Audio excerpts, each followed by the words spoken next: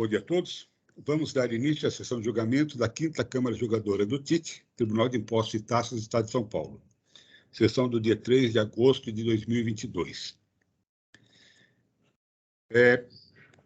Vamos analisar o processo 41.23.412. Trata-se de um recurso ordinário interposto por Diego Muti Saviano Botelho. O relator desse processo é o Dr. Galderize Fernandes Teles. Não há pedido de sustentação oral. Eu passo a palavra ao Dr. Galderize para que ele apresente o caso e o seu voto. Dr. Galderize, à vontade. Bom dia, presidente. Bom dia, doutor Pedro, representação fiscal, doutora Raquel. Seja bem-vindo aí a nova integrante, doutora Adriana, conosco. Registrar aqui felicidade de termos um componente agora em Câmara Superior, oriundo daqui, doutor Mauro, que exerce um excelente trabalho por lá.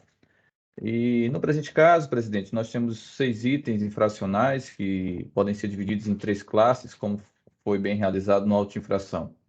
A primeira referente a pagamento do imposto, a segunda referente a infrações a livros fiscais, falta de escrituração, deixando mais claro o critério material, e a última, infrações relativas à apresentação de informações econômico-fiscal e guia de recolhimento de impostos.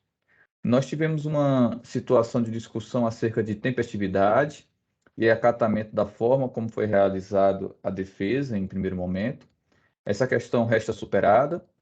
Faço aqui o registro que em folhas 217 foi proferido despacho da Diretoria Executiva da Administração Tributária, DEAT, reconhecendo então a tempestividade da impugnação.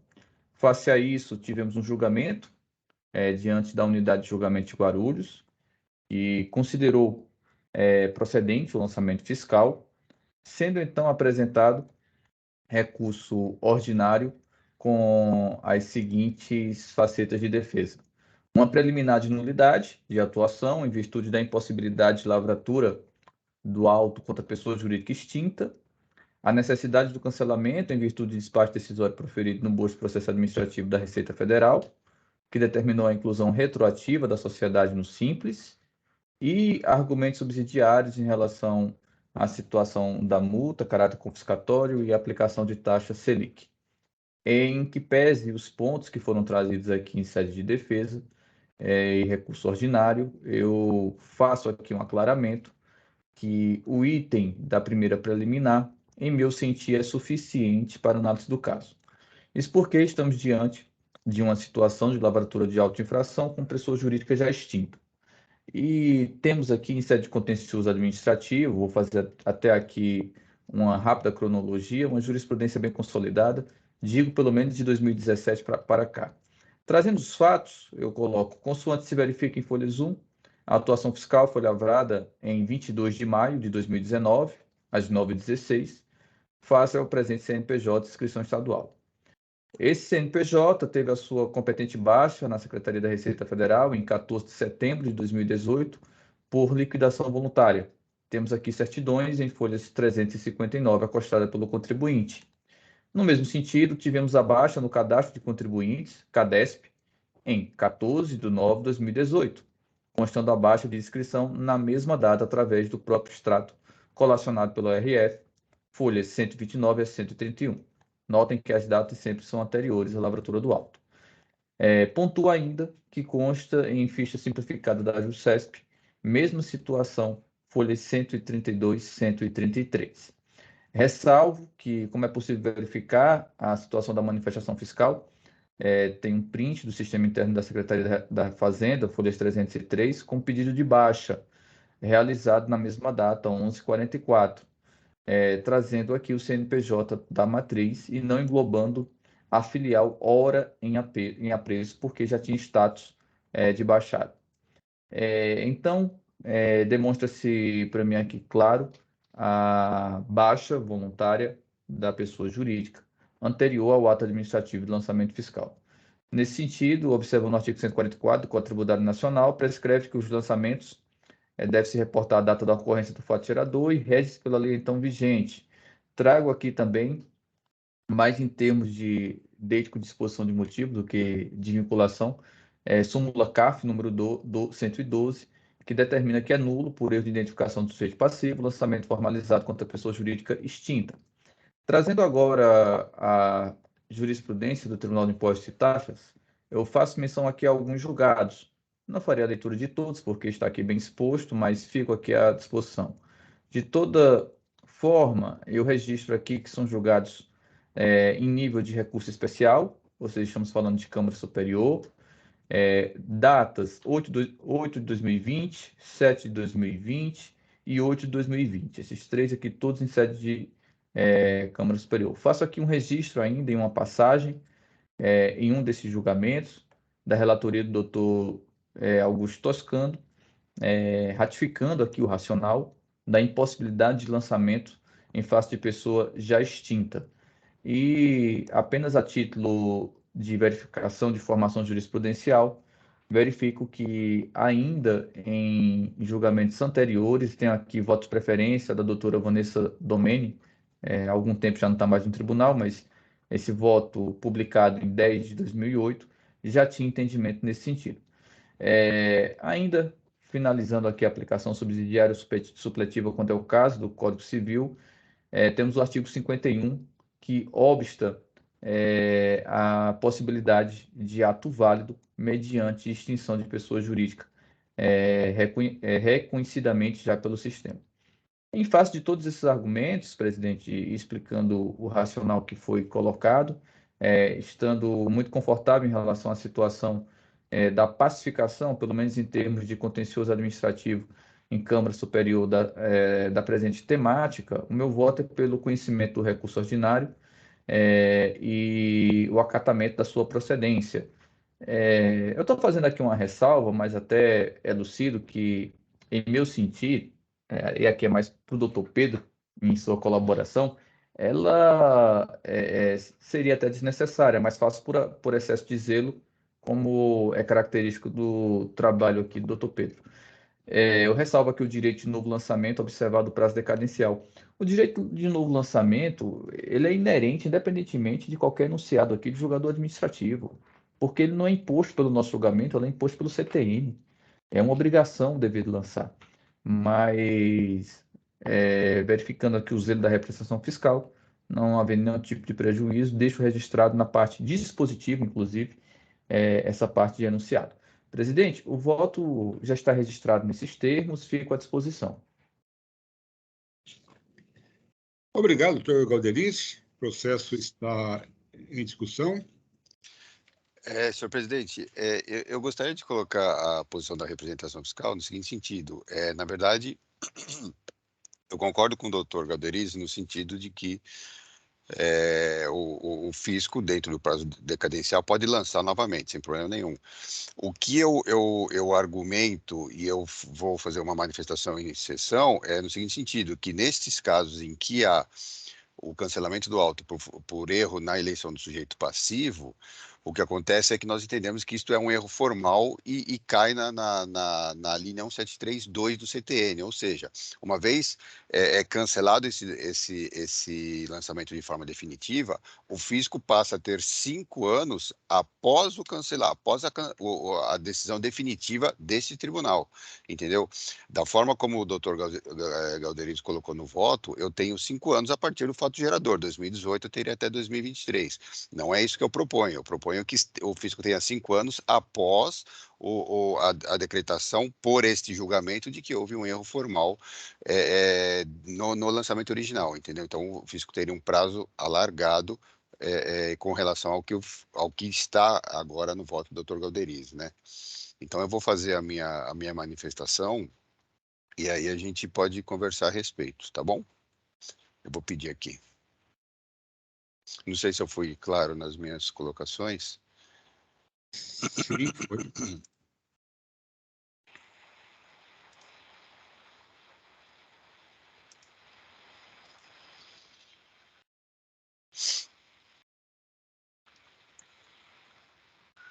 Já está concedido, doutor Pedro. Obrigado, senhor presidente. Eu vou fazer a redação aqui.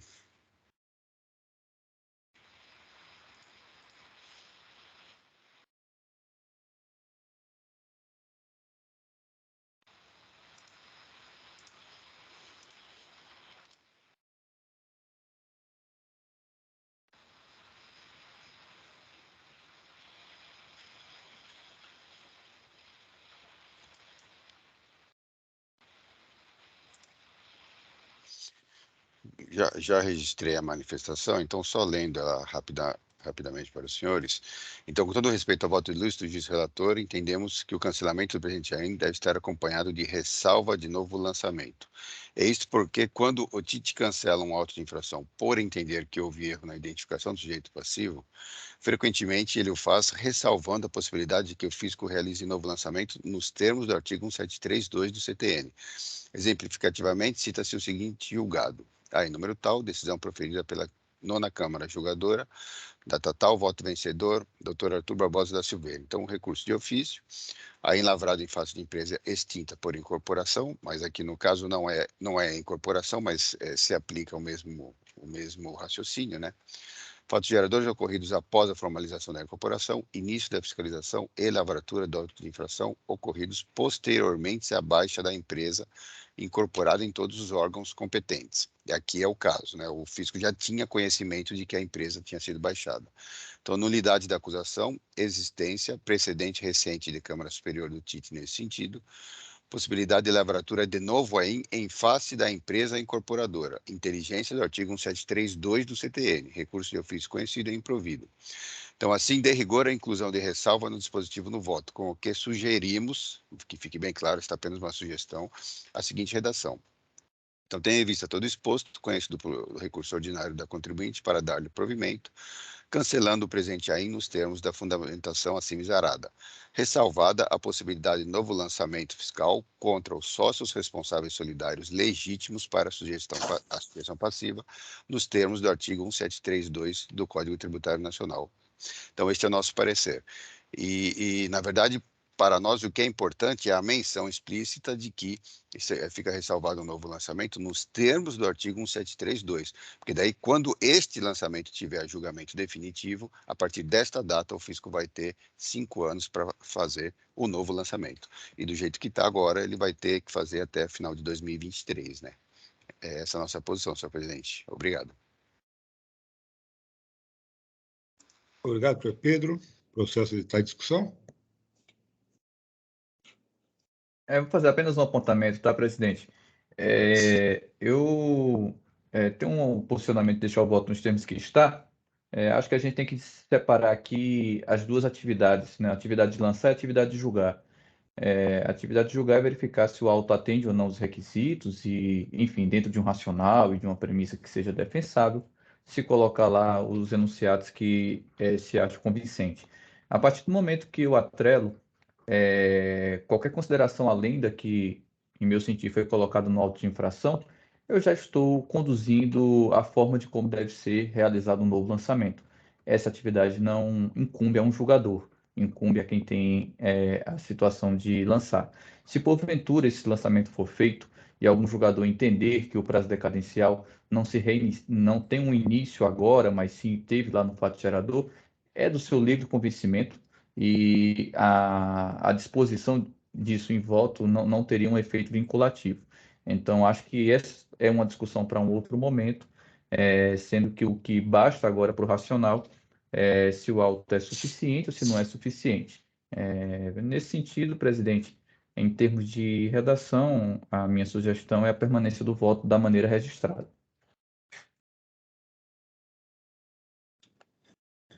Ok, obrigado, doutor Galderize.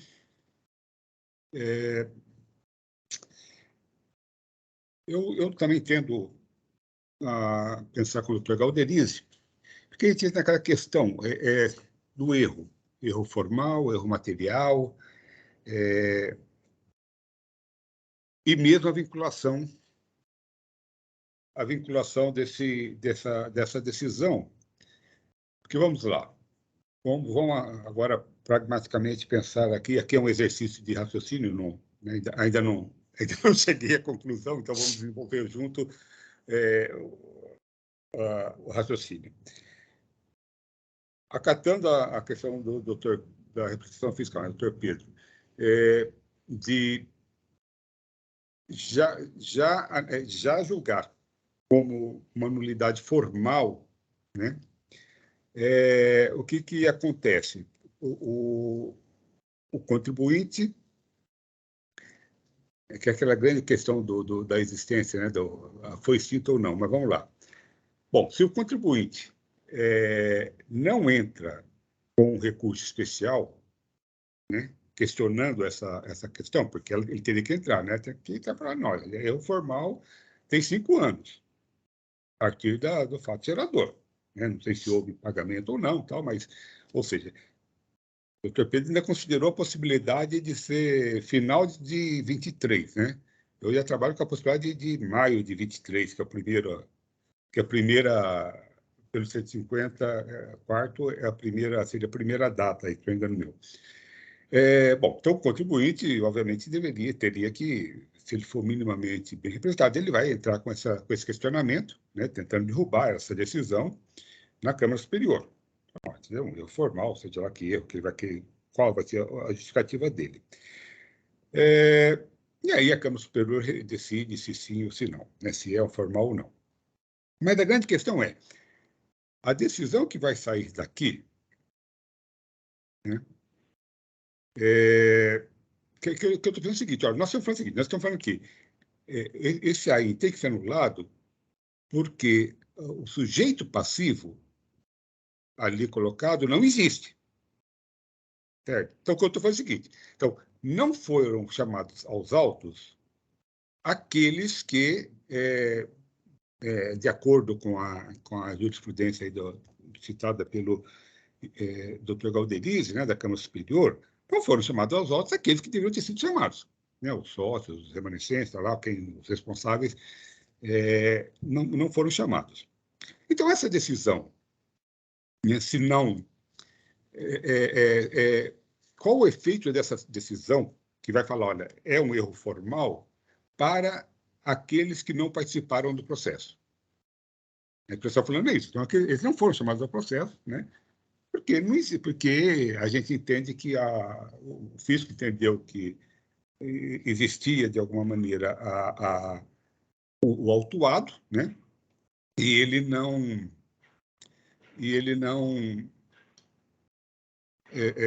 o fisco entendeu, lavrou contra ele, e os sócios não participaram dessa discussão toda, né? Então, quando essa decisão lá na frente, estou só pensando aqui a questão de algum questionamento nesse sentido, né?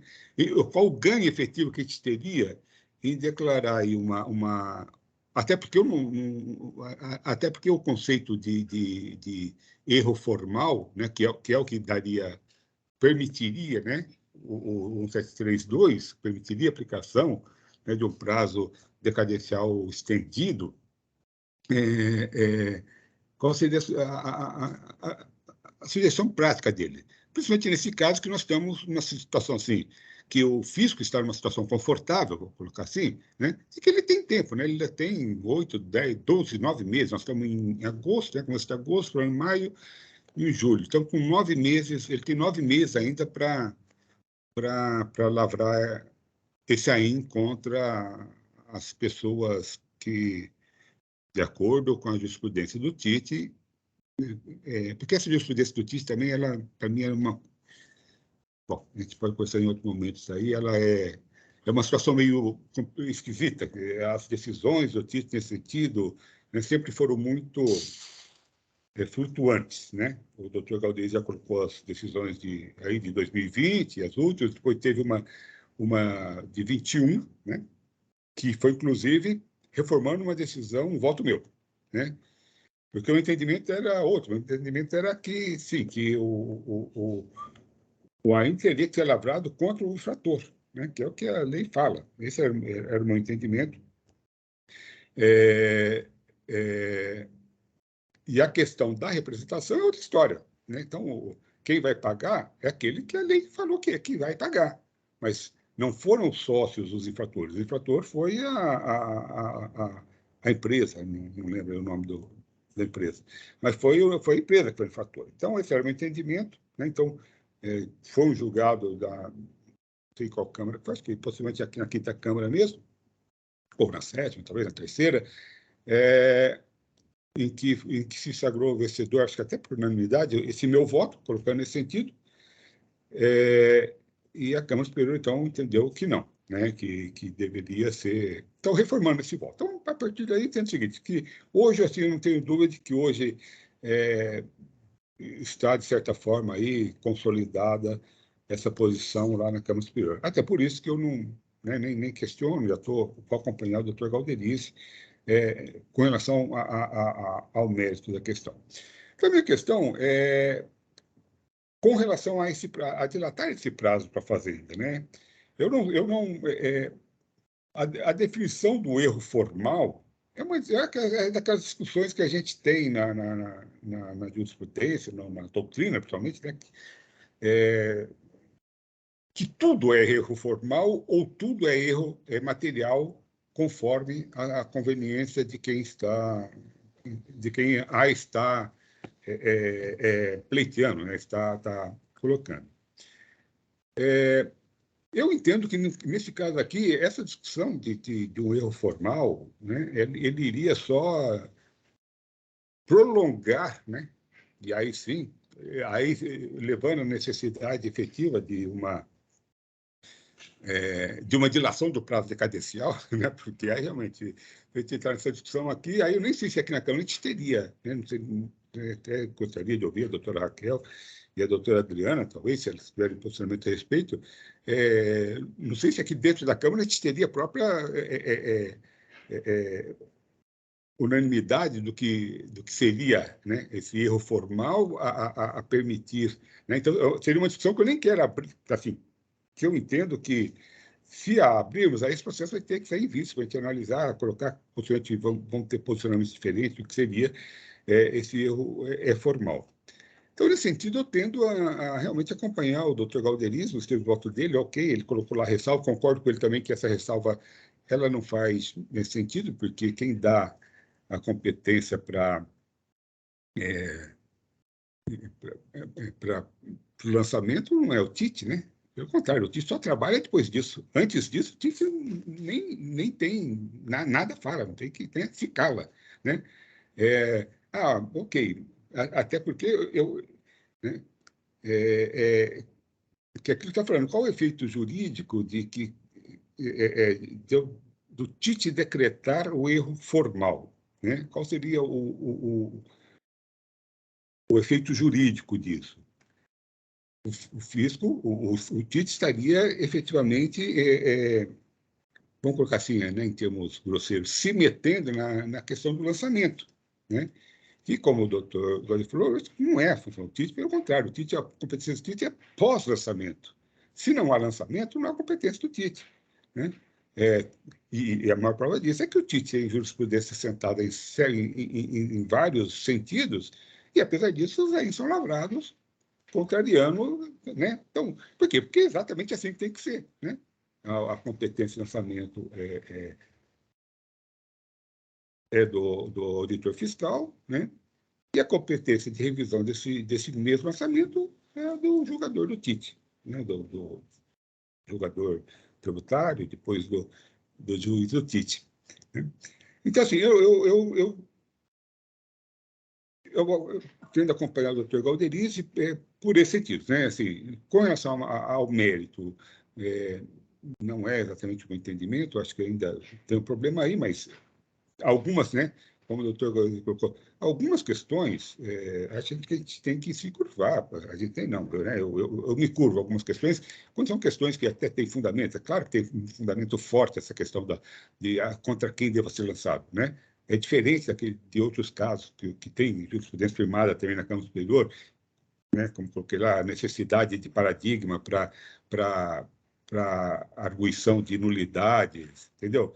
Esses eu tenho dificuldade de me dobrar. Né? Esses eu não vou, porque não me convenceram. Né? Eu vejo que não há substrato jurídico suficiente para... Não é uma daquelas normas que está dentro do quadro normativo lá do Kelsen. Né? Então, mas essa é uma delas. Então, essas assim, eu acho que eu não vou ficar batendo em questões, pelo menos até que... Né? Porque tem uma outra questão também com relação a isso que a gente conversa depois aqui, mas... Né? Foi muito interessante essa essa sessão de ontem lá na Câmara Superior, né? Que era exatamente em relação a isso. Jurisprudência firmada, né? E que se desfirmou. Né? Então, nesse sentido, meu voto, eu acompanho o doutor Galderice integralmente lá no voto dele. Né? E sei que a doutora Raquel, a doutora Adriana, que eu gostaria de colocar alguma questão.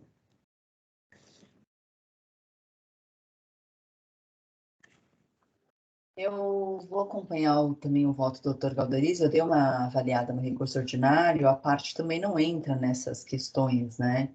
Ela não avança, não evolui nessa distinção entre vício material e vício formal, de modo que eu acredito que, neste momento, se adentrarmos nesses pontos, estaremos até indo além do que o próprio recurso da parte nos trouxe. Então, eu acho que o dispositivo, da forma como está posto, atende e está coerente com o que foi pedido, né? E eu acho que atende às necessidades aqui dessa discussão, até porque, não definindo exatamente, né?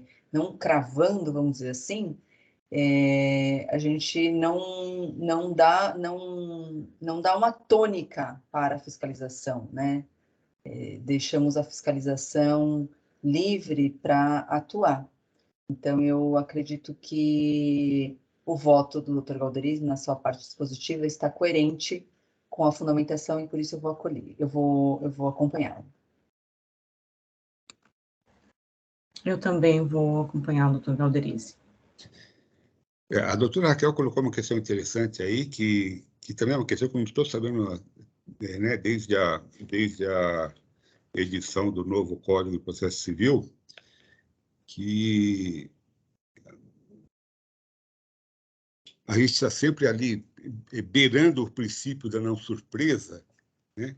E eu não sei exatamente, às vezes, se a gente está trabalhando direito com esse princípio, né? Que a doutora Raquel lembrou bem, que só não tem nada no código, mas não tem nada porque também não deveria ter, né? Aquela questão, não havia por que ter, né? Porque era o recurso ordinário, o AI estava sendo mantido integralmente, né? O que o contribuinte está pedindo olha, sujeito, eu não sou o sujeito passivo dessa obrigação e, portanto, me tira fora dessa, né? Então, não havia nem motivo para essa discussão, né, ali dentro. Talvez houvesse, né? Mas assim, né? Pelo princípio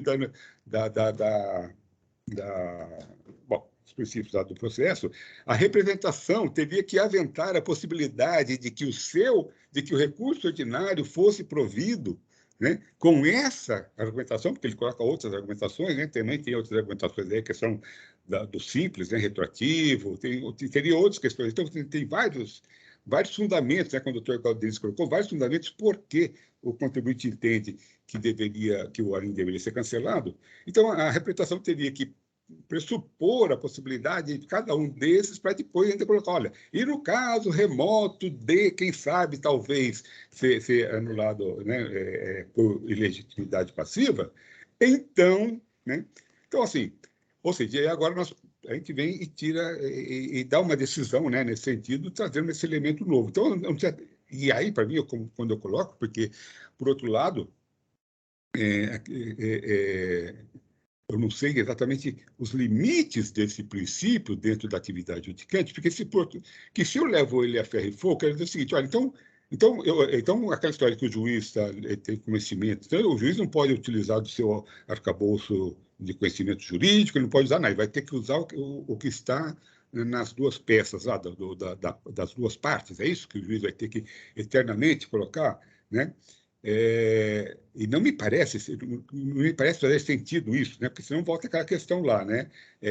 Basta colocar, listar, né? Colocar X, né? Nas duas coisas e, né, de novo, a atividade judicante de raciocínio, de lógica, de interpretação, ela perde sentido e passa a ser uma atividade mecânica de A ou B, né?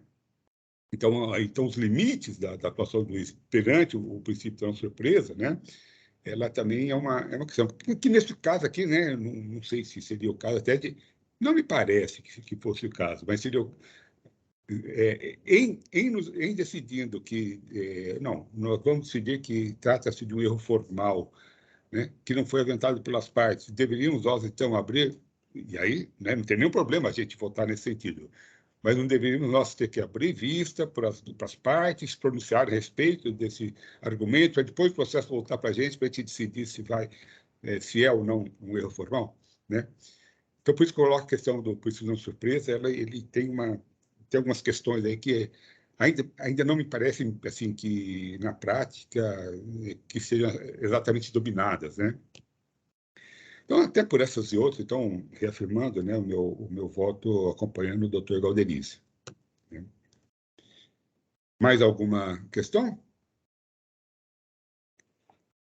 Se não, então eu encerro os debates.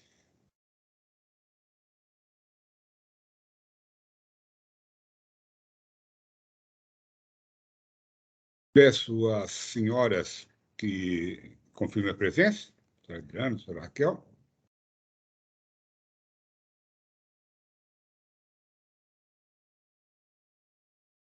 Em votação.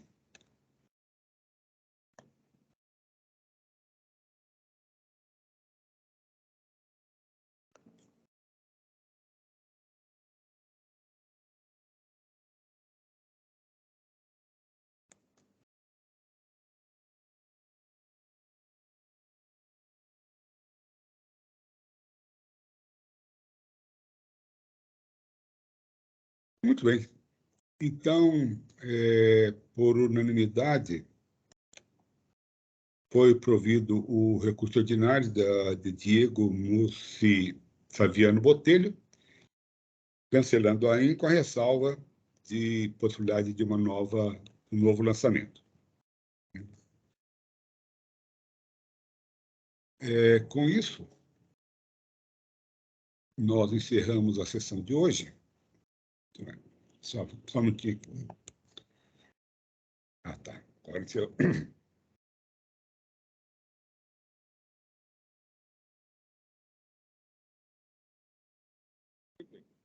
Então, agradecendo aí a participação e presença do juiz da Câmara, do Pedro, representante fiscal, eu dou por encerrado, então, a sessão de julgamento da 5ª Câmara de Jogadores do TIT, sessão do dia 3 de agosto de 2022.